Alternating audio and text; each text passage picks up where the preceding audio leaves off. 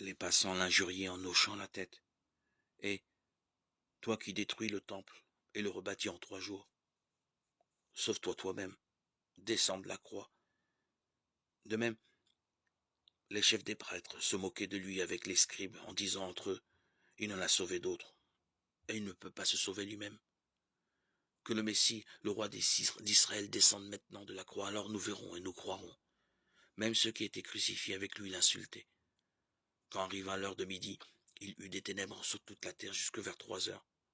Et à 3 heures, Jésus cria d'une voix forte, Eloi, Eloi, lama sabachthani, ce qui veut dire, mon Dieu, pourquoi m'as-tu abandonné? Quelques-uns de ceux qui étaient là disaient en entendant, voilà qu'il appelle le prophète Élie. L'un d'eux courut tremper une éponge dans une boisson vinaigrée.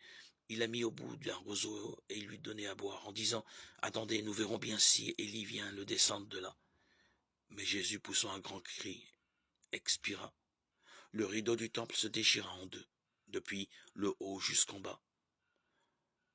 Le centurion qui était là, en face de Jésus, voyant comment il avait expiré, s'écria vraiment, cet homme était le Fils de Dieu.